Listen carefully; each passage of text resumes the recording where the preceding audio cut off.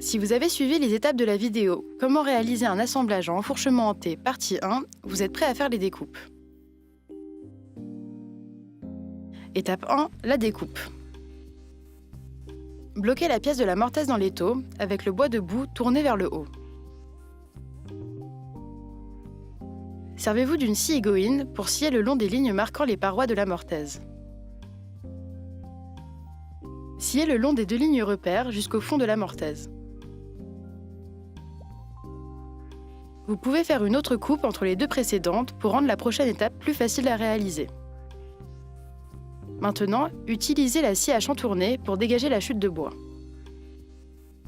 Tournez la pièce sur le côté et servez-vous d'un ciseau à bois et d'un maillet pour aplanir les parois de la mortaise. Vous pouvez aussi utiliser le ciseau à bois horizontalement, sans le maillet, pour apprêter finement les parois. Servez-vous d'un bédane pour aplatir le fond de la mortaise jusqu'à la ligne. Travaillez les murs de la mortaise jusqu'à ce qu'ils aient un aspect lisse. Fixez ensuite la pièce du tenon dans l'étau, avec une des zones à usiner face vers le haut. Avec la scie égoïne, sciez sur les 2 lignes démarquant la largeur de la pièce à mortaise.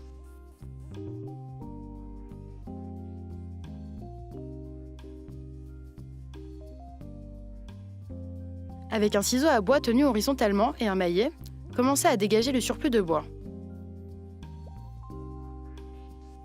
À mi-parcours, retournez le morceau de bois et finissez de dégager le surplus. Vous pouvez aussi tourner la pièce sur le côté et ciseler verticalement. Apprêtez la joue du tenon avec le ciseau jusqu'à ce qu'elle soit lisse et plane. Lorsque vous approchez des lignes marquant la largeur de la mortaise, prenez la pièce de la mortaise et vérifiez l'ajustement. Maintenant, retournez la pièce de bois pour procéder au même usinage sur la face opposée. Nettoyez le tenon des 2 côtés en raclant la base et les bords avec le ciseau à bois. Étape 2, finition et assemblage. Une fois le tenon terminé, bloquez la pièce de la mortaise dans l'étau et utilisez un maillet pour enfoncer le tenon dans la mortaise. À l'aide du ciseau à bois, arasez les extrémités de la mortaise afin qu'elle ne dépasse pas du tenon. Servez-vous d'un rabot de paume pour obtenir un affleurement parfait.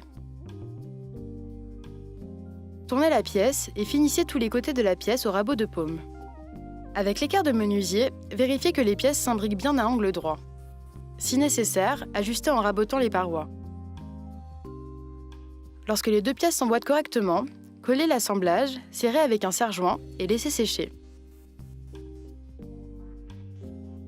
Vous savez maintenant comment réaliser un assemblage à enfourchement en T.